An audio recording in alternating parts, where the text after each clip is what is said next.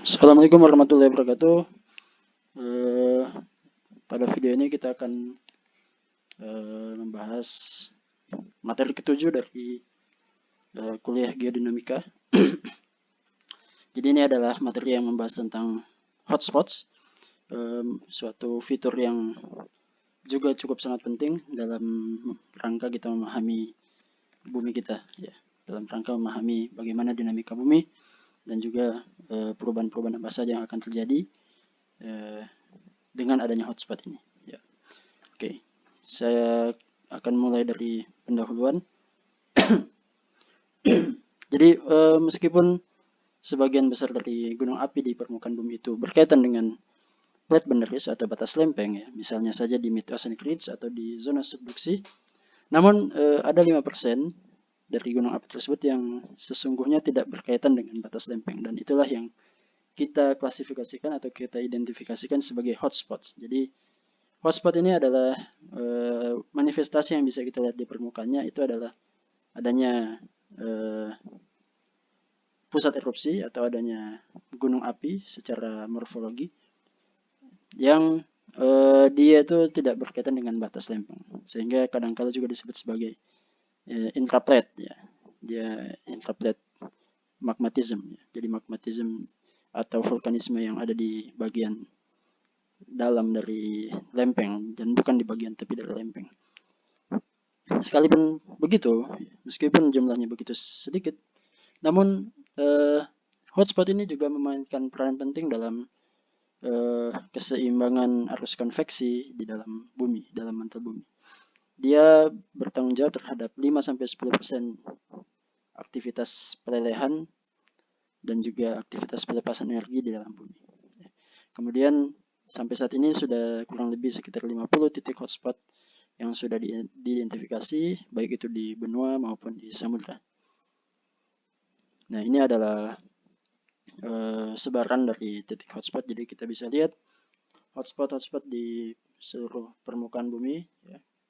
Yang titik merah ini menunjukkan titik hotspotnya di mana vulkanisme aktif terjadi. Kemudian garis putus-putus yang berwarna ungu ini adalah menunjukkan barisan dari gunung api yang sudah mati, yang merupakan bekas, ya, sisa dari aktivitas vulkanisme pada titik hotspot yang sekarang aktif. Jadi di sini dahulunya terjadi gunung api, ya, kemudian berpindah ke sebelah sini, kemudian berpindah ke sebelah sini. Nah, ini mengindikasikan seperti yang sudah kita bahas di pertemuan kelima, mengindikasikan adanya pergerakan lempeng, dan ini digunakan juga untuk mengetahui seberapa cepat lempeng itu bergerak. Jadi kita bisa lihat misalnya saja di Pasifik, kita bisa lihat ada hotspot Carolina, kemudian ada hotspot Samoa, McDonald, kemudian ada Hawaii yang sangat-sangat populer saat ini, kemudian Louisville, ya, Easter Island, Galapagos, Baja, Yellowstone, Bowie Cobble, Juan Fernandez. Kemudian di Atlantik pun bisa kita lihat ada hotspot Iceland, kemudian ada Great Meteor, ada Bermuda, Azeros, Canary Island, Cape Verde, Trindade, Tristan da Cunha, Saint Helena, dan lain. Dan kemudian juga di sini bisa kita temukan ada hotspot-hotspot yang tersebar mulai dari Jerman, kemudian di Prancis ada Central Massive, kemudian ada di benua Afrika, ya, di Afar, kemudian di Tibet, di Darfur, East Africa, Reunion, kemudian di Samudra Hindia pun kita bisa temukan, ya, yang kita kenal juga di sini sebagai 90 East Ridge, ya, yang merupakan bekas dari hotspot Kerguels, ya. Kemudian di selatan India bisa kita lihat ada Reunion, ya, hotspot Reunion yang juga mempunyai pola yang sama, ya, dengan 90 East Ridge. Nah, jadi pola-pola ini menunjukkan pergerakan dari lempeng, ya, pergerakan lempeng. Dan inilah salah satu argumen yang kita gunakan untuk menjelaskan atau membagi-bagi potongan-potongan lempeng di permukaan bumi beserta dengan pergerakannya. Jadi bisa kita lihat kalau polanya seperti ini, maka ya kalau kita batasi misalnya di sebelah sini ini adalah lempeng yang sama, karena dia memiliki gerakan yang sama, yaitu ke sebelah sana, ya. Dan di sini pun bisa kita lihat, ini mungkin ada pola yang mirip di sini, ya, mengindikasikan bahwa gerakan lempengnya ke sebelah sana, gitu. Atau misalnya di sebelah sini bisa kita lihat terbagi dua, ya, ada yang ke sebelah sini, ya, dan ada pula yang, ya, ada yang ke sebelah sini. Nah, inilah yang kemudian kita sebut sebagai batas lempeng divergen. Kemudian pun di sini pun kita bisa lihat ada kumpulan hotspot, ya. Nah, ini belum terlihat pergerakan karena memang ini adalah hotspot yang relatif muda, ya, lebih muda umurnya, belum terlihat barisan bukti-bukti pergerakannya. Nah, ini yang kemudian saat ini kita duga sebagai calon dari batas lempeng divergen juga, ya. Nah, jadi adanya hotspot ini pun mengindikasikan berbagai macam fenomena, ya, yang bisa kita terjemahkan dalam kerangka tektonik lempeng, ya. Oke, kita lanjutkan. Nah,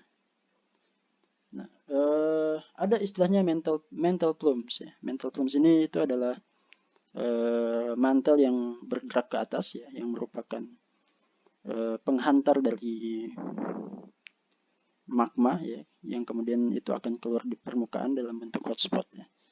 Nah, dia jadi mantle plumes ini adalah suatu fenomena yang berupa gerakan magma ke atas, ya, yang berasal dari kita sebut sebagai lapisan D double accent atau D double prime, ya, yang kemudian dia itu akan muncul ke permukaan dalam bentuk hotspot, ya, yang merupakan dan bertanggung jawab terhadap pembentukan kompleks vulkanik yang besar, ya. Jadi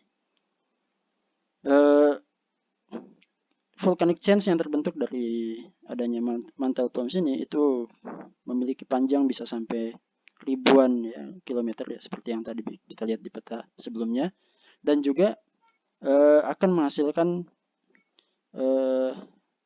banjir ekstrusi, ya.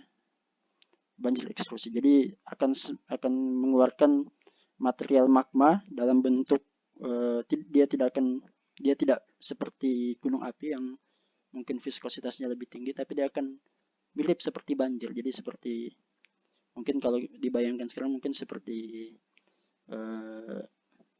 ya lumpur lapindo gitu. Jadi keluar perlahan-lahan, ya, kemudian akan membanjiri suatu daerah yang luas dan materialnya itu adalah lava yang sifatnya basaltis. Nah, ini kita sebut sebagai Large Igneous Province atau LIP, ya. Jadi ini adalah kita akan menemukan dua manifestasi di permukaan untuk sebagai bukti adanya pergerakan mantle plumes yang menghasilkan hotspot. Nah, mantle plumes ini dihasilkan di mantel yang paling bawah, ya, di lapisan mantel paling bawah di perbatasan dengan inti bumi, ya, yang kita sebut sebagai lapisan D double accent atau D double prime, yang kedalamannya itu sekitar 2.900 km. Ya. Jadi ini adalah suatu lapisan yang merupakan lapisan batas mantel dengan inti bumi, ya. Nah, dari sinilah kemudian ada pergerakan mantel yang naik ke atas, ya, yang kemudian ketika dia menembus litosfer, kemudian dia keluar dalam bentuk hotspot, ya. Nah, hotspot yang keluar itu bisa membentuk dua hal, kalau bukan vulkanik, gunung api, atau yang kedua dia akan membentuk large igneous province atau banjir ekstrusi, ya, banjir ekstrusi. Nah, ini pun akan kita bahas di slide selanjutnya, ya. Jadi perlu diketahui juga bahwa D double accent layer, ya, atau lapisan D double accent ini adalah batas antara inti yang sifatnya logam, ya, inti logam dengan mantel yang sifatnya silika. Jadi kalau kita ketahui bahwa inti bumi itu terdiri atas nikel dan besi, dan kemudian mantel itu terdiri atas silikat, ya. Namun bukan cuma perbedaan material saja, tapi juga dia membatasi perbedaan temperatur. Jadi antara temperatur inti dengan temperatur mantel di atasnya itu terjadi perubahan yang sangat cepat. Jadi terjadi perubahan yang sangat tinggi. Mungkin itu menjadi salah satu penyebab munculnya panas di bagian mantel paling bawah atau di lapisan di double accent tadi itu, yang kemudian nanti akan memicu pergerakan mantel plume yang bergerak ke atas dan kemudian sampai menembus ke litosfer. Nah ini dia, ini adalah the double accent layer. Ya, ini adalah lapisan double accent. Jadi satu lapisan ini adalah double accent. Ini adalah lapisan yang mengalami kontak antara inti, ya, inti luar dengan mantel bagian bawah. Nah, dari sini nanti akan naik ke atas ya, akan ada gerakan naik ke atas. Nah, inilah yang kita sebut sebagai mantle plume ya, mantle plume. Nah, kenapa dia disebut sebagai plume? Karena memang bentuknya ya seperti ya ada kepalanya seperti ini ya, kemudian bentuknya di bagian bawahnya ini ada semacam tangkainya ya. Seringkali juga disebut sebagai mantle diapir ya, karena bentuknya seperti diapir, seperti jamur ya. Nah, ini yang kemudian ketika dia sampai di menabrak litosfer, nah, dia akan mengalami penghambatan sedikit sehingga dia akan melebar ke sebelah sini ya, jadi selalu akan terbentuk head ya, plum headnya. Kemudian nanti dia akan mencari celah untuk keluar di litosfer. Nah, ketika dia keluar, maka kemungkinannya dua. Apakah menjadi oceanic plateau ya, dataran yang horizontal dan luas. Yang ini merupakan hasil dari banjir eksplosi tadi, atau yang kedua membentuk island ya, membentuk pulau vulkanik. Nah, jadi ini ada dua kemungkinan. Ya. Oceanic Island yang merupakan gunung api jadi gunung kemudian dia muncul ke permukaan laut, kemudian dia menjadi pulau, atau seperti Hawaii ya contohnya, atau kemudian menjadi oceanic plateau, jadi dataran kerak samudra yang luas yang komposisinya basal. Nah, kemudian plum ya, mantle plum tadi itu bergerak naik ke atas itu akibat adanya material yang lebih panas ya, karena dia itu suhunya lebih panas dibandingkan dengan mantel di sekitarnya. Jadi si plum ini dia sifatnya lebih panas suhunya sehingga menghasilkan densitas yang lebih rendah. Jadi densitas plum ini dia lebih kecil sehingga dia akan secara alamiah akan gerak naik ke atas. Selain itu dia pun memiliki viskositas yang juga lebih rendah dibandingkan mantel yang ada di sekitarnya, sehingga dia lebih mobile ya, lebih liquid untuk memiliki pergerakan naik ke atas. Ya, sementara mantel yang secara umum itu adalah sifatnya lebih ductile ya, lebih padat, lebih solid. Ya, sementara mantel plum tadi itu dia sifatnya lebih less viscous, lebih kurang viskositasnya. Nah, kemudian ya plum tadi itu mempunyai semacam conduit ya, semacam leher atau semacam saluran yang bentuknya itu cylindrous ya, dengan diameter sekitar kurang lebih 150 km ya. Jadi cukup besar ya, cukup besar diameternya. Namun keluar di permukaan bumi hanya dalam satu titik yang kita sebut sebagai hotspot tadi. Kemudian sebelum dia mencapai permukaan bumi, maka akan terjadi proses melting dan pembentukan magma, melting and magma generation. Jadi ketika mantel plum tadi itu menyentuh mantel atas bagian atas atau mantel yang sudah masuk ke dalam litosfer, maka dia akan memanaskan batuan yang ada di situ sehingga terjadi partial melting atau pelelehan sebagian. Jadi sebagian batuan di mantel bagian atas tadi itu akan mengalami pelelehan dan kemudian menjadi magma. Nah, magma itulah yang nanti kemudian akan naik ke permukaan bumi ya, yang naik ke permukaan bumi dan menghasilkan erupsi ya, menghasilkan erupsi dan kemudian membeku dan menjadi batuan. Nah, ini model lebih detailnya dari evolusi dari mantle plum ya. Jadi di sini awal mulanya dia naik ke atas secara alamiah, secara otomatis, secara sendirinya. Akibat apa? Akibat suhu yang di sini lebih tinggi dibandingkan suhu yang ada di sekitarnya. Jadi di sini lebih tinggi dibandingkan di sekitarnya. Kemudian dia akan naik terus ke atas ya. Kemudian di sini akan terbentuk konduitnya, ya, ini terbentuk konduit atau disebut juga sebagai stalk, ya, tangkainya. Nah, nanti sampai di lithospheric mantle, ya, sampai di mantle yang termasuk ke dalam bagian litosfer, maka dia akan tertahan. Akibat apa? Akibat di sini batuan sudah wujudnya lebih padat. Tidak seperti mantle atau astenosfer yang di bawahnya yang lebih mudah untuk ditembus. Nah, di bagian atas ini dia sifatnya lebih kaku, lebih brittle, sehingga mantle plum ini tertahan. Sehingga yang nanti akan naik ke atas itu hanya sebagian saja. Jadi akan naik perlahan-lahan, ya, satu demi satu, dan akan membentuk bisa satu dapur magma, ya, bisa cuma satu di bagian sebelah sini saja. Jadi kalau kita lihat di sebelah sini, ya, bisa cuma satu, ya, ini namanya dapur magma, atau bisa juga dua seperti ini. Jadi di sini akan ada dapur magma, di sini akan ada dua dapur magma lagi satu. Nah, sehingga ketika muncul ke permukaan, kita akan temukan ada dua titik hotspot yang sesungguhnya ini bersumber dari satu mantle plum saja. Nah, jadi inilah apa namanya yang menyebabkan kadangkala ada dua pola. Jadi dalam satu titik hotspot itu biasanya tidak cuma satu, kadangkala juga ada dua barisan gunung api. Nah, ini akibat dari mekanisme seperti ini, karena ketika mantle plum ini menembus litosfer, dia tidak menembus secara cuma di satu titik saja, ya, tapi juga dia bisa menembus di beberapa titik. Oke, nah akibat dari adanya mantle plum tadi, kita akan melihat bahwa bagian dari inti bumi itu tidak menjadi bulat sempurna, ya, tidak menjadi bulat, atau bisa juga dibilang sebagai penyok, ya, jadi indent. Jadi dia tidak akan mengalami rata, ya, tidak akan membentuk seperti bola sempurna.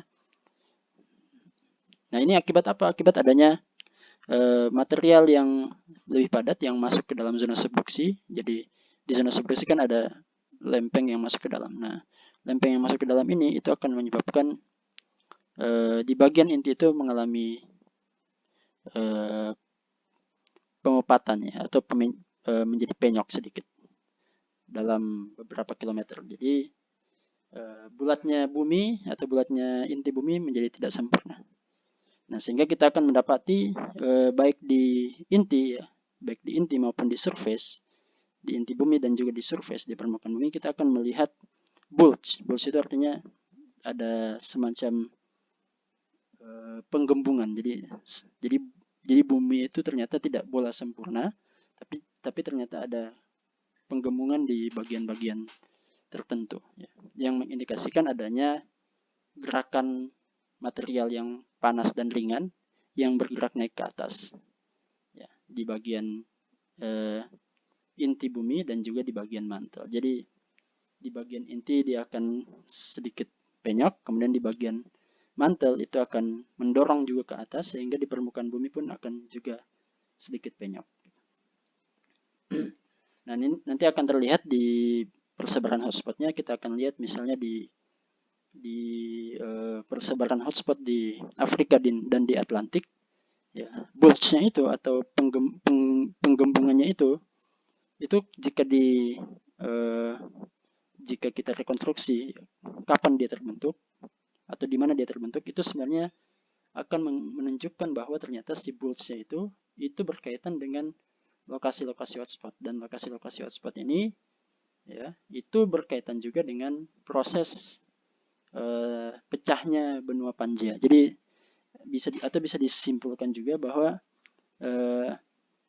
hotspot ini itu merupakan hasil dari gerakan mantel yang bergerak naik ke atas, kemudian nanti hasilnya di permukaan bumi itu akan sedikit ada bulge-nya, ada penggembungannya sedikit, dan kemudian itu mendorong kepada pecahnya benua, ya, pecahnya benua. Nah, jadi kita akan melihat seperti yang tadi yang di Afrika, misalnya di Afar, kita akan melihat ternyata hotspot itu munculnya itu di daerah batas-batas lempeng, atau dia memicu pecahnya benua, sehingga adanya hotspot itu akan terletak tepat di batas lempeng. Nah, ini ilustrasinya. Jadi ini ada dua gambar. Gambar yang pertama kita lihat ini ada kontur ya, ada kontur yang merah dan kontur yang biru. Yang biru itu menunjukkan indents ya, penyok, jadi artinya dia apa namanya cekung ke dalam ya, cekung ke dalam. Sementara yang bulge itu yang merah, jadi dia menggembung, cembung. Jadi ini cembung, ini cekung. Jadi di bagian kalau kita lihat untuk yang A ini adalah peta cembung dan cekung atau peta gembung dan penyok untuk di inti bumi yang A. Jadi ini menunjukkan seberapa di mana sih yang bagian inti bumi itu yang gembung dan di mana yang bagian inti bumi itu yang penyok. Sementara yang peta yang B ini menunjukkan di permukaan bumi atau kita sebut sebagai geoid. Jadi geoid ini istilah di ilmu geodesi yang menunjukkan bahwa bumi itu sebenarnya tidak bola sempurna, tapi bumi itu merupakan bola yang ya tidak sepenuhnya bulat, tapi juga ada bulge-nya, ada gembungnya juga, ada cembungnya juga, dan juga ada penyoknya juga. Nah, yang bagian yang merah ini menunjukkan di sini yang gembungnya, di sini gembungnya, ini gembungnya, kemudian di sini yang bagian penyoknya. Oke, nah untuk yang di bagian inti ternyata dia mempunyai pola yang sama. Jadi dia di sini yang bagian bulge-nya ternyata dia sama juga di bagian permukaan juga ternyata gembungnya sebelah sini. Begitu juga yang sebelah sini, yang di bagian inti, kemudian di bagian permukaan di sebelah sini.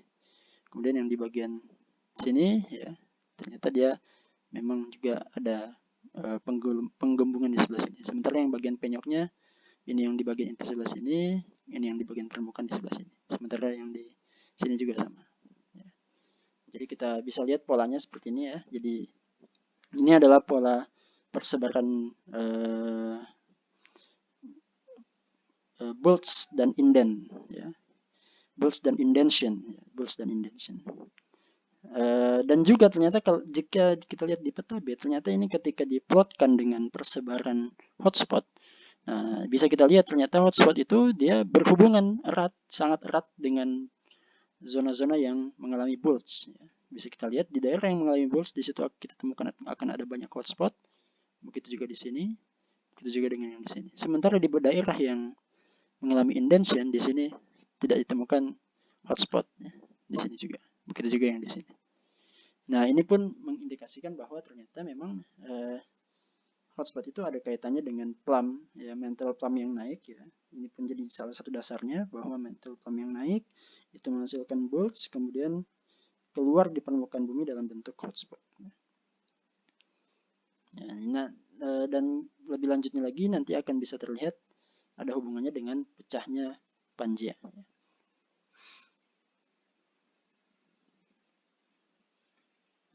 Nah, disebutkan di sini bahwa mantle diapirs atau hotspot itu menembus ya atau melobangi Pangea pada beberapa titik ya, pada beberapa titik. Sehingga yang ini yang kemudian diduga sebagai penyebab pecahnya Pangea. Jadi kenapa bisa terbelah antara Amerika Selatan dengan Afrika itu ya karena ada hotspot di daerah tengah-tengahnya. Nah, secara teori ya seperti yang sudah ditunjukkan oleh gambar yang tadi, bisa ditemukan adanya hubungan antara bulge ya of the geoid ya atau bulge di permukaan bumi dan konsentrasi dari hotspot ya. Seperti sudah yang saya jelaskan tadi. Jadi ternyata sebaran dari hotspot itu ada memiliki hubungan yang erat dengan gembung atau penggelembungan permukaan bumi. Nah, bisa kita lihat lagi di sebelah sini. Nah, ini adalah jika kita kembalikan titik-titik hotspot tadi ke umur yang sesuai pada saat Pangea terbentuk. Jadi kalau kita lihat tadi tracknya kan bisa kita ketahui ya, yang mana yang umurnya muda, yang mana umurnya tua. Nah, jika kita ambil titik yang umurnya tua, hotspot yang tuanya, kemudian kita posisikan dengan posisi benua Pangea, maka kita temukan ternyata titik-titik hotspot itu memang munculnya di bagian-bagian Pangea yang terpecah. Nah, misalnya di sebelah sini. Nah, ini misalnya ada benua Amerika Selatan, ya ini benua Amerika Selatan, kemudian ini benua Afrika. Nah ternyata memang ini ada hotspot yang ditemukan. Kemudian di sini ada ini yang sekarang Yellowstone, ya. Kemudian di sini ada yang Iceland.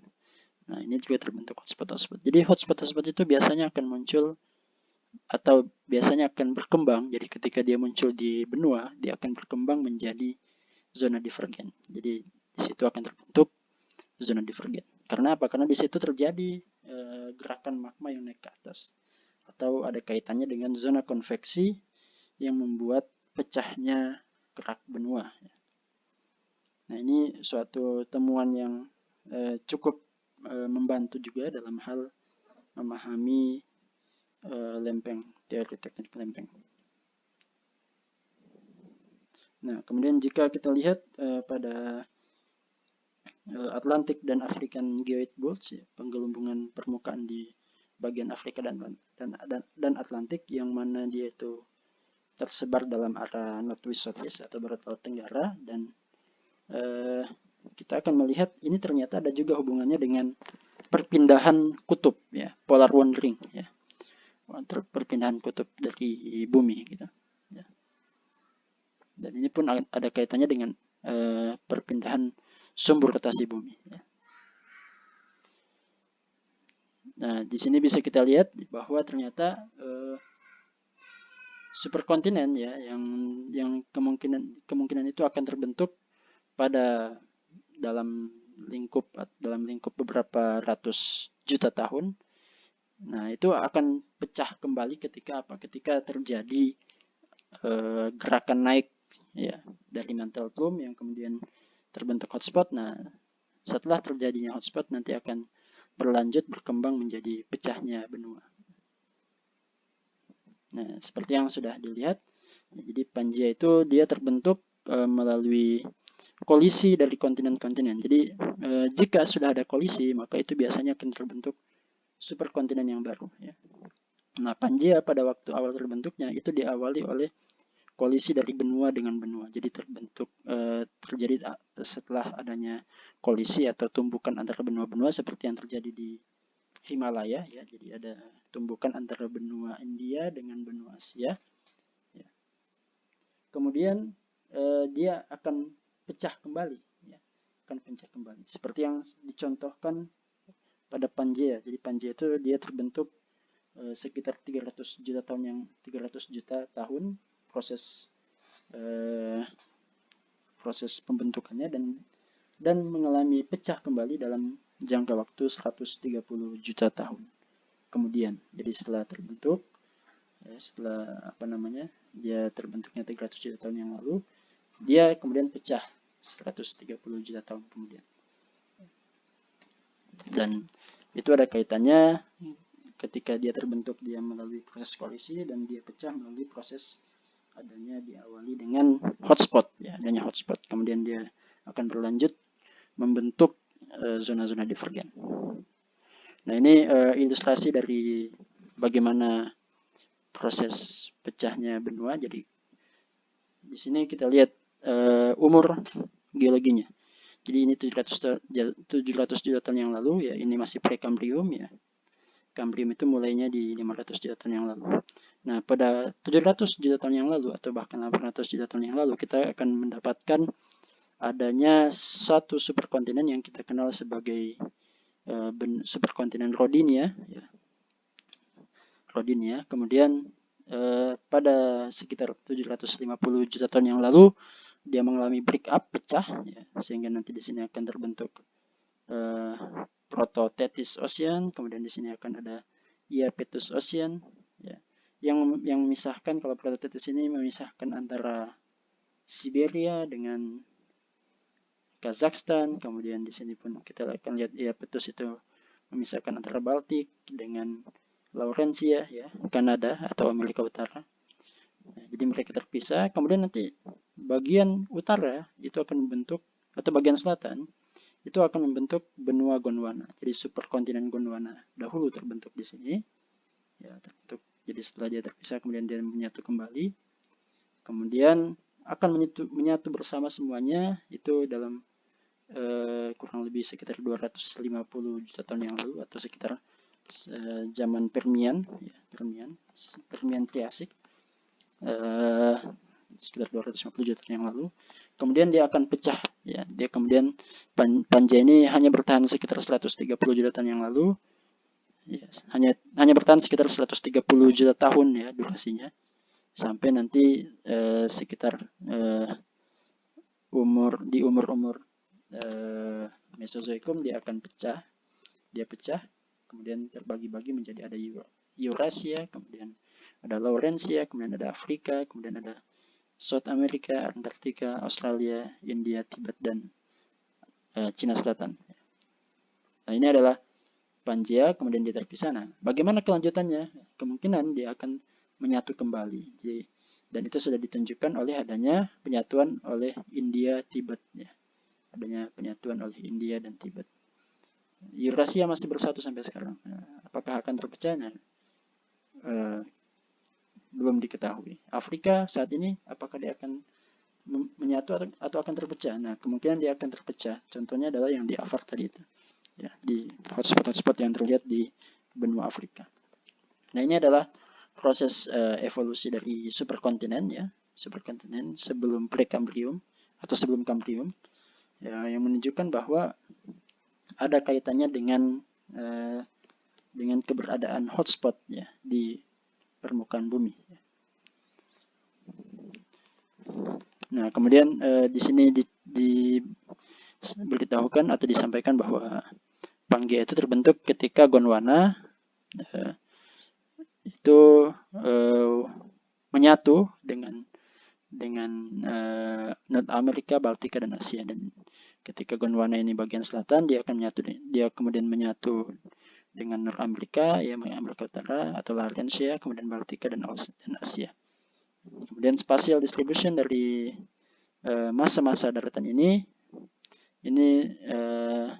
yang pada saat zaman Rodinia ini berbeda dengan pada saat Pangea, ya, karena memang posisi-posisinya itu berbeda dengan Rodinia.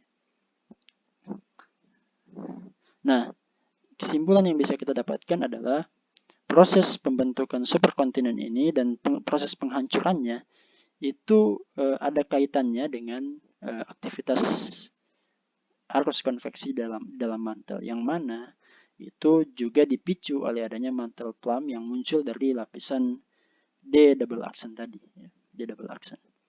Ya.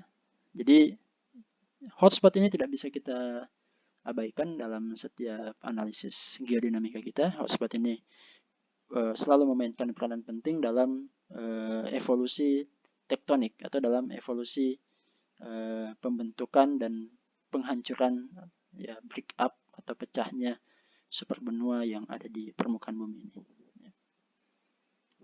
Nah, ini rekonstruksi juga, ya, rekonstruksi bagaimana Rodinia, ya. Bisa kita lihat di bagian yang gambar yang paling atas, ini yang kita sebut sebagai Rodinia. Jadi dia relatif tidak menyatu semuanya, tapi mengumpul dalam satu daerah, ya. Nah, ini yang kita sebut sebagai Rodinia. Jadi ini yang kita sebut sebagai Laurasia, ya, yang pada saat zaman Pangea dia posisinya di utara, kemudian ini yang posisinya lebih di selatan. Nah, kemudian setelah Rodinia kemudian terpecah pada saat zaman Ordovician, kemudian pada saat zaman Triasik terbentuklah yang kita sebut sebagai Pangea. Ya, ini yang kita sebut sebagai Laurasia, yang ini kita sebut sebagai Gondwana. Jadi setelah Gondwana terbentuk terlebih dahulu, kemudian dia akan menyatu bersama dengan Amerika Selatan, Asia, kemudian Eropa, ya, Eurasia. Kemudian nanti kalau dilanjutkan ini pecah kembali, yang mana pecahnya itu ya akibat salah satunya karena adanya hotspot yang bergerak naik ke atas dan menembus lempeng tektonik atau menembus lempeng litosfernya. Nah, sekarang kita akan membahas tentang bagaimana kita menelusuri jejak hotspot, ya. Yang pertama kita akan bahas bagaimana menelusuri jejak hotspot di samudera, ya. Nah, ini yang sebenarnya paling sederhana atau paling mudah untuk diteliti karena memang menunjukkan tampilan permukaan atau morfologi yang lebih mudah untuk diidentifikasi, ya. Karena dia cenderung untuk menghasilkan morfologi gunung api. Nah, yang paling famous atau yang paling terkenal dari hotspot di ocean atau di samudra itu adalah barisan rantai gunung api di Samudra Pasifik yang kita kenal sebagai rantai gunung api Hawaii Emperor. Jadi ini adalah barisan gunung api yang menyusun kepulauan Hawaii. Nah, pulau utama dari kepulauan Hawaii itu yang sekarang menjadi pulau utama itu adalah the most recent volcanism in the Hawaiian chain. Jadi vulkanisme yang paling terbaru atau yang paling aktif dari rantai ini, ya, yang sudah terhubung dengan hotspot plum, dengan mantle plum. Jadi mantle plumnya itu adalah mantle plum yang sudah lama, ya, yang kurang dari satu juta tahun yang lalu. Jadi itu adalah manifestasi dari hotspot plum, ya, yang umurnya kurang dari 1 juta tahun yang lalu. Kemudian di bagian sekitar 30 km di bagian tenggara Hawaii itu ada satu gunung api yang baru, ya, yang merupakan cikal bakal rantai selanjutnya, ya, yang kita kenal sebagai gunung api Loihi, ya, gunung api Loihi. Nah, ini adalah sebaran dari gunung api di Hawaii Emperor Chain. Jadi kita bisa lihat di bagian sebelah sini umur-umurnya. Jadi yang paling tua terlihat itu adalah umur 81 juta tahun yang lalu. Kemudian di sini kita lihat barisannya itu memanjang seperti sini. Nah, inilah yang kita sebut sebagai barisan Emperor. Kemudian barisan Hawaii adalah yang arahnya lebih cenderung barat laut, ya, timur tenggara. Kalau yang rantai Emperornya dia cenderung utara barat laut. Ya. Nah, kenapa terjadi pembelokan? Nah, ini ada kaitannya dengan proses tektonik pada zaman sekitar 40 juta tahun yang lalu atau sekitar kurang lebih Eosen. Pada saat zaman Eosen itu diduga ada terjadi kolisi, ya, terjadi kolisi di India, kemudian nanti mengubah gerakan lempeng secara keseluruhan di permukaan bumi. Nah, di sini bisa kita lihat adanya yang paling tua itu yang umurnya 81 juta tahun yang lalu. Namun ini tidak bisa disebut sebagai umur hotspot yang paling tuanya karena bisa jadi ada umur hotspot yang lebih tua lagi daripada 81 juta tahun yang lalu, namun tidak lagi kelihatan karena di bagian sebelah sini ini adalah palung. Jadi ini adalah palung, ini adalah zona subduksi, jadi kemungkinan sudah ada yang masuk ke dalam yang umurnya itu lebih tua daripada, ya, gunung api yang di sebelah sini. Kemudian di sini di bagian inset, ya, bisa kita lihat ini adalah kompleks gunung api yang lebih muda, ya, di sini Hawaii, ya, pulau gunung api yang pertama yang umurnya itu kurang dari 1 juta tahun yang lalu umur gunung apinya. Kemudian di bagian tenggaranya, ya, mulai terbentuk gunung api yang kita sebut sebagai Loihi, ya, yang diberi nama gunung api Loihi, namun kondisinya itu masih submarine, jadi puncaknya itu belum kelihatan di permukaan laut karena memang masih belum cukup tinggi untuk menjadi pulau. Nah, ini adalah contoh studi yang paling sangat bagus untuk menjelaskan bagaimana mekanisme hotspot itu bekerja.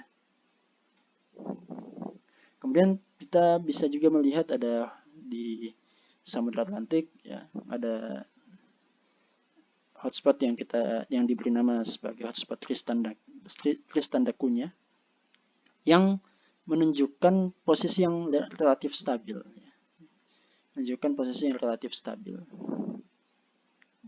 Jadi maksudnya stabil adalah karena posisinya itu relatif tidak berpindah-pindah, tidak terlihat barisan volcanic chain, ya. Nah, ini akibat adanya gerakan yang relatif stabil juga untuk lempeng Afrika. Jadi lempeng Afrika ini diketahui sebagai lempeng yang gerakannya itu paling paling tidak dinamis. Jadi Tristan da Cunha ini sekarang itu dia posisinya ada di 400 km di bagian sebelah timur dari Mid Atlantic Ridge, dan menghasilkan treknya, ya menghasilkan jalurnya itu di lempeng Afrika namun tidak terlalu panjang. Ya, nanti bisa kita lihat di gambarnya. Kemudian yang selanjutnya di Samudra India kita bisa lihat ada Maldives Ridge, ya, punggungan Maldives, dan 90 East Ridge, ya, yang dinamai berdasarkan garis bujur yang melewati punggungan tersebut. Ya. Yang ini merupakan manifestasi dari dua hotspot juga, ya. Kalau Maldives Ridge itu dihasilkan dari hotspot Reunion, kalau 90 East Ridge itu dihasilkan dari hotspot Kerguelen. Nah, ini Tristan da Cunha, ya. Bisa kita lihat di sini, ya. Jadi awalnya pada saat 65 juta tahun yang lalu atau kurang lebih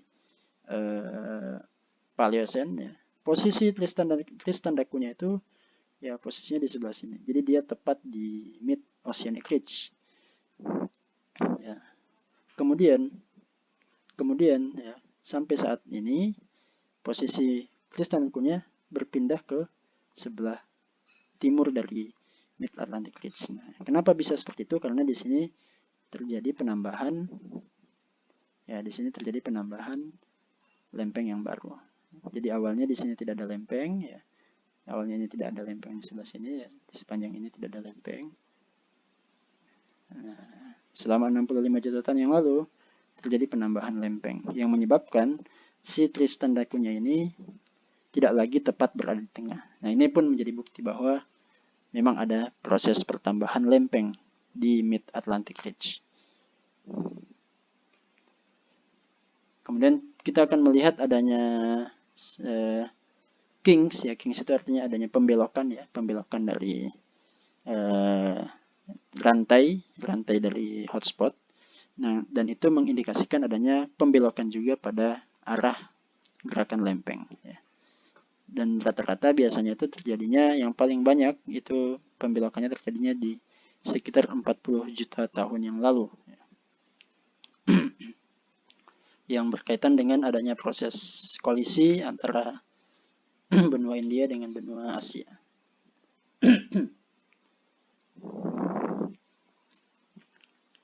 Kemudian kita pun akan melihat adanya trap basalt, ya. Trap basalt ini sama saja dengan istilah yang sebelumnya kita bahas sebagai flood extrusion, jadi banjir ekstrusi. Ya, banjir ekstrusi itu berupa keluaran lava ke permukaan bumi. Nah, kemudian nanti ketika dia menjadi batuan akan membentuk suatu batuan yang kita sebut sebagai basalt. Kemudian basaltnya ini mengalami pendinginan, ya, sehingga akan mengalami kekar yang sifatnya vertikal dan juga kekar yang sifatnya horizontal. Sehingga nanti ketika di benua atau di daratan itu akan mengalami pelapukan dan erosi sehingga nanti akan membentuk bentukan seperti tangga. Nah, istilah tangga itu disebut sebagai trap basalt. Jadi trap di sini itu diambil dari bahasa, kalau nggak salah bahasa Swedia, ya, yang berarti tangga. Jadi permukaannya itu berbentuk seperti tangga.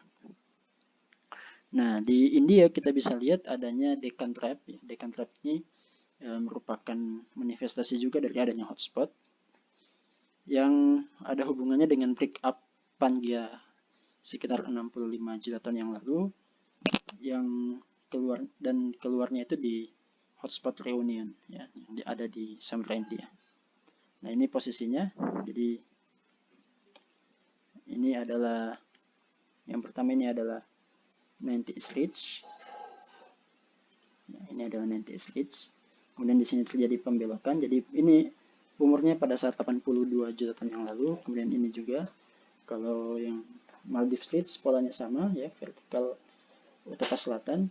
Cuma di sini yang paling tuanya itu adalah yang ada di Deccan Plateau. Deccan Plateau itu umurnya sekitar 65 juta tahun yang lalu. 65 juta tahun yang lalu. Kemudian nanti semakin ke selatan umurnya semakin muda, ya, yang artinya gerakan lempengnya ini gerakannya ke utara. Ya. Jadi kalau yang tuanya di utara, yang mudanya di selatan, berarti gerakannya itu ke sana. Jadi dan ini sejalan dengan cerita tektonik dari India yang kemudian dia menabrak Asia di sini sehingga menghasilkan koalisi di sini menghasilkan pegunungan Himalaya. Nah, ini adalah Deccan Plateau. Ini merupakan titik keluarnya hotspot yang mengeluarkan lava basalt. Kemudian di tempat lain pun, nah di sini nanti akan terjadi pembelokan. Ini terlihat di sini pembelokannya. Jadi kalau kita track seperti ini, nah ini ada terjadi pembelokan. Pembelokannya itu ya sama juga di sekitar 40. Ya, ini sekitar 40 juta yang lalu. Begitu juga yang sebelah sini. Jadi ini polanya. Nah, pola selanjutnya di sini. Nah, kalau kita lihat di sini kenapa di sini tidak ada volcanic chain ya karena di ini adalah batuan yang baru terbentuk. Jadi di sini memang tidak akan terlihat bekas-bekas dari gunung api hasil dari hotspot yang di sebelah sini dan yang sebelah sini. Nah, nanti sambungannya akan kita temukan di sebelah sini. Nah, inilah. Nah, ini adalah Kerguelen hotspot. Jadi ini adalah titik tempat hotspotnya. Jadi dahulu titik ini itu posisinya di sebelah sini. Jadi bisa kita bayangkan dia bergerak ke sini dulu, kemudian dia gerak ke atas. Begitu juga yang ini. Jadi Deccan ini dulunya dia posisinya di sebelah sini. Jadi dia dulunya di sini, kemudian dia geser ke sebelah sini, kemudian dia naik ke utara. Nah, ini adalah bukti yang sangat bagus sekali ya untuk mempelajari tektonik di daerah Samudra India.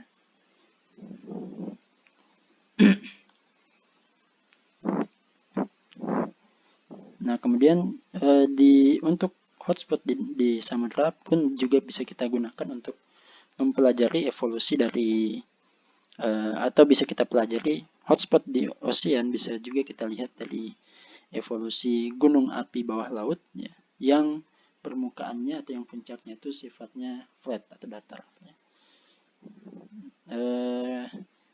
Nanti bisa kita lihat ada pembahasan tentang guyot ya. Jadi guyot itu adalah sebuah gunung api yang bagian permukaannya itu sudah flat top. Jadi bagian puncaknya sudah bukan lagi puncak yang sifatnya peak, yang runcing, tapi dia sudah sifatnya flat top, datar. Karena apa? Karena terjadi erosi.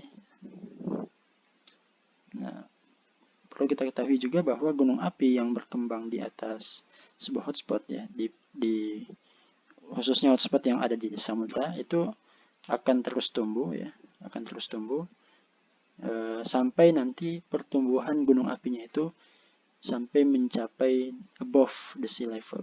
Jadi kalau gunung apinya itu sudah tinggi melebihi permukaan laut, maka itulah yang kita sebut sebagai pulau. Jadi pulau itu ya pulau yang dihasilkan oleh hotspot itu sesungguhnya adalah gunung api, tapi gunung apinya bawah laut. Nah, tapi dia tumbuh terus-menerus karena ada supply magma, jadi magma keluar jadi lava, kemudian lavanya lama-lama menumpuk dan membentuk lama-lama gunung apinya menjadi semakin tinggi. Nah, ketika sudah tinggi sampai melebihi permukaan laut, maka itulah yang kita sebut sebagai pulau, seperti yang terjadi di Hawaii dan pulau-pulau lainnya.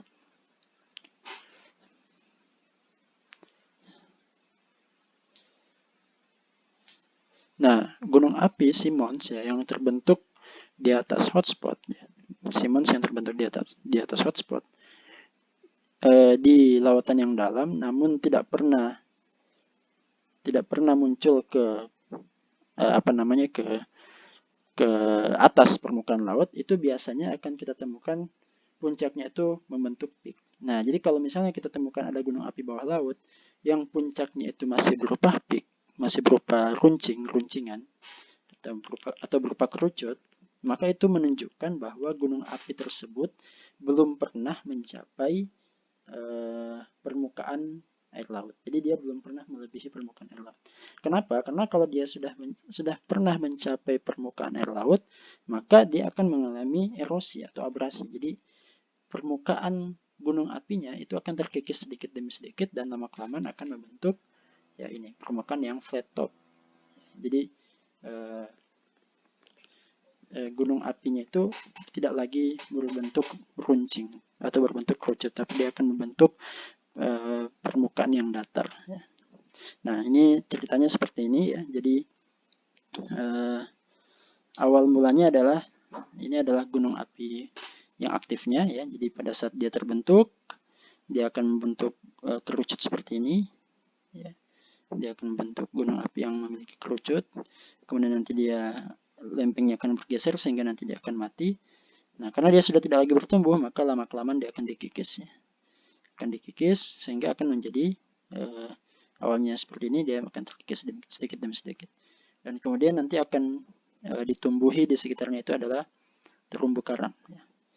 Lama-kelamaan nanti dia akan mengalami akibat lempengnya itu semakin lama semakin berat, dia akan turun ke bawah mengalami subsiden, sehingga yang dulunya masih ada di permukaan laut dia akan kolaps, ya, dia akan subsiden ke bawah sehingga dia akan tenggelam. Nah, inilah yang kita sebut sebagai flat top seamounts. Ya. Jadi gunung api yang sudah mengalami flat top dan dia sifatnya sudah extinct, dan kemudian di sekitarnya akan terbentuk fringing reef, ya, fringing reef, terumbu karang berbentuk cincin atau yang kita sebut sebagai atol. Kemudian nanti dia akan ketika atolnya sudah lama kelamaan tidak mampu lagi tumbuh ke atas, dia akan tenggelam juga. Jadi ketika dia sudah tenggelam, maka inilah yang kita sebut sebagai guyot. Ya, jadi guyot ini adalah bekas gunung api dan juga fringing reef yang sudah tenggelam. Jadi ini adalah evolusinya. Awalnya dia adalah aktif volcano, kemudian dia akan kehabisan supply. Jadi ketika di sini dia sudah tidak lagi mendapat supply magma dari bawah, sehingga dia akan lebih intensif pengikisan daripada pertumbuhan tubuh gunung apinya, sehingga dia akan mengalami abrasion platform, kemudian akan terbentuk atol, kemudian pada akhirnya akan terbentuk guyot. Nah, ini salah satu bukti adanya hotspot. Jadi Simmons itu adalah bukti adanya hotspot. Nah, bagaimana dengan jalur hotspot di kontinen?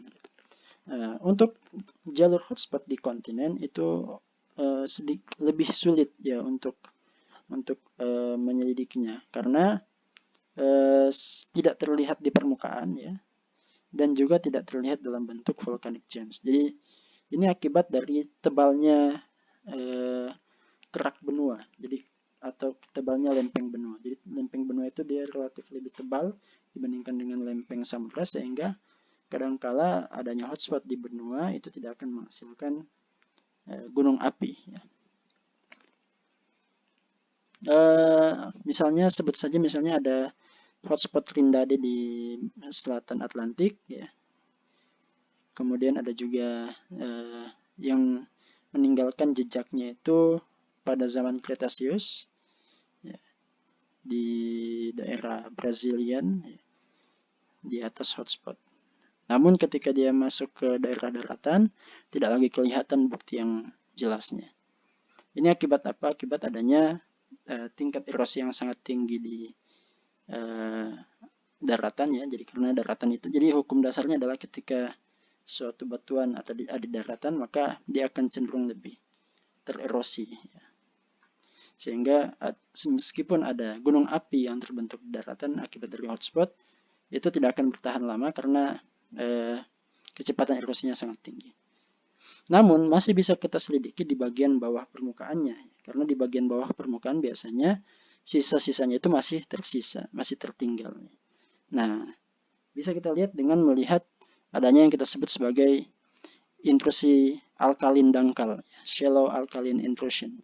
Nah, ini biasanya menjadi ciri adanya zona hotspot, jadi adanya bekas hotspot. Jadi alkalin itu adalah komposisi kimia dari magma yang simpelnya adalah khas hotspot. Ya. Jadi kalau ada atom-atom tertentu yang tergolong kepada atom-atom alkalin, ya, maka itu diduga sebagai magmanya asalnya dari mantle plume, bukan dari pelelehan batuan yang masuk lewat zona subduksi, bukan.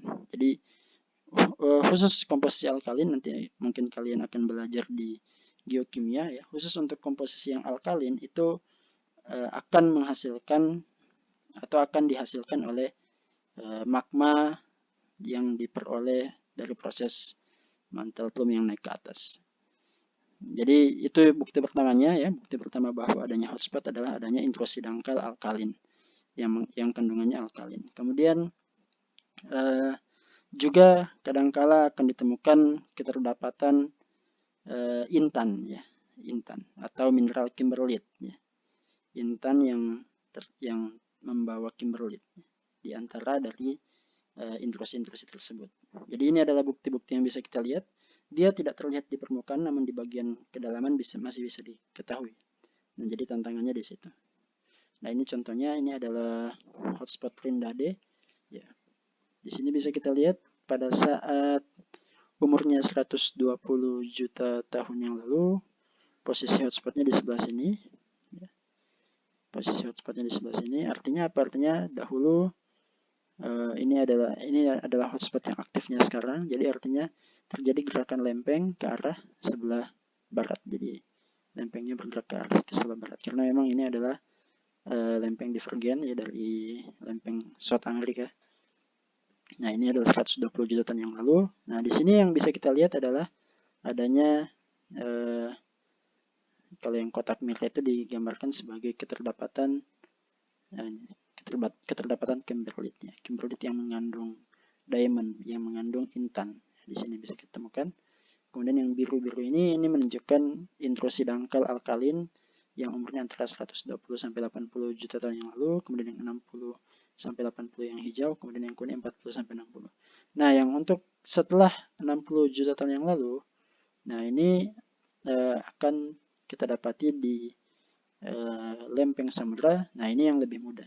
Sehingga kita bisa temukan di sini mungkin ada bentukan-bentukan gunung api yang tentu saja lebih mudah untuk diikuti jejaknya dibandingkan di permukaan benua. Kemudian kita juga akan melihat ada Great Meteor Mesozoic Plum yang merupakan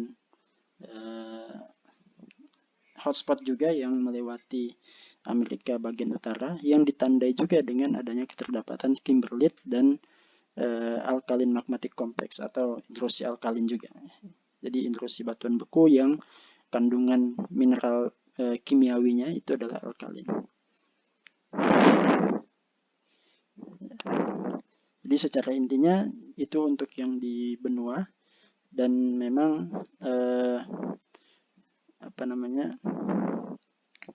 lebih sulit untuk diteliti atau dicermati dibandingkan dengan hotspot yang ada di samudra. Nah, ini contohnya, ini adalah hotspot dari Great Meteor Plum ya, di Amerika Utara. Bisa kita lihat yang bagian paling tuanya itu umurnya 214 juta tahun yang lalu. Nah, di sini kita akan temukan bekas-bekasnya berupa intrusi alkalin, kemudian kimberlite. Nah, kemudian ternyata titik awalnya itu adalah di sebelah sini. Ini adalah hotspot aktifnya. Jadi ini adalah hotspot aktifnya. Artinya apa? Artinya lempeng benua yang di sebelah sini itu dahulunya posisinya di sebelah sini. Artinya inilah lempeng yang kemudian pecah ya. Kemudian pecah. Kemudian dia bergeser sedikit demi sedikit ya. Kemudian akhirnya dia posisinya di sebelah sini.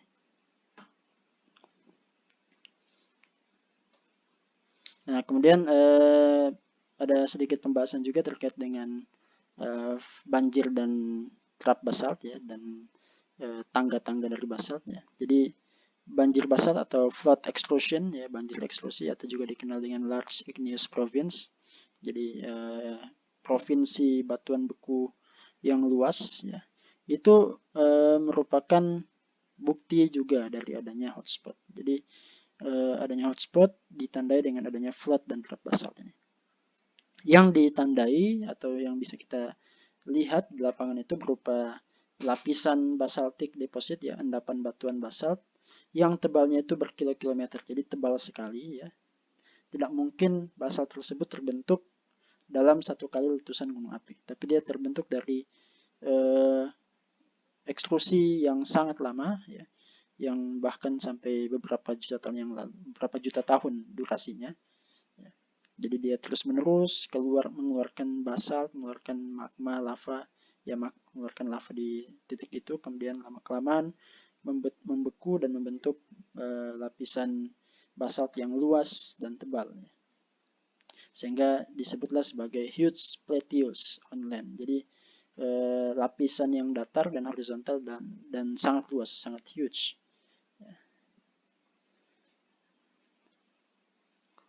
Nah, tipikalnya erupsi ini itu melibatkan jutaan kubik kilometer dari batuan basalt, ya, dan diekstrusikan atau dikeluarkan dalam durasi 1 sampai beberapa juta tahun yang lalu. Nah, yang paling besar yang kita bisa lihat dari trap basalt ini adalah di Oceanic Plateau di Ontong Java Plateau. Jadi ini namanya Ontong Java Plateau. Jadi lapisan basalt yang sangat luas, tebal, ya, yang disebut sebagai lapisan basalt Ontong Java, ya, yang posisinya itu ada di utaranya Papua, ya, kalau nggak salah, di bagian Pasifik bagian barat. Nah, ini adalah salah satu bukti juga adanya hotspot di permukaan bumi. Nah, ini sebaran dari flat basalt, ya, basalt flat, ya. Ini yang Ontong Java yang paling tebal, yang paling luas dan tebalnya, yang paling tebal dan luas. Nah, ini sebenarnya kenapa ini bukan disebut paling luas, karena ini sebenarnya aslinya kan posisinya ini adalah bola bumi, ya. Jadi kalau diproyeksikan dalam bentuk peta, maka yang bagian di utara dan di bagian selatan itu biasanya lebih ketarik, gitu, sehingga kelihatan akan lebih lebar. Padahal secara luas permukaan ya lebih luas yang di ekuator sebelah sini. Nah, ini adalah basalt-basalt, ya, yang terbentuk. Nah, ini merupakan bukti juga. Kalau misalnya kita plotkan titik-titik hotspot, nah ini akan sesuai juga dengan sebaran titik hotspot. Nah, ini titik hotspot di sini, ini juga, kemudian di sini juga. Ya, ini yang Deccan tadi, yang Maldives Straits. Kemudian di sini yang Siberia, ya, kemudian di sini yang Iceland, yang kaitannya dengan Atlantik. Kemudian, nah, di sini Avar juga kita bisa lihat ada flat basalt di sebelah sini. Nah, ini pun sebagai salah satu tanda akan adanya hotspot.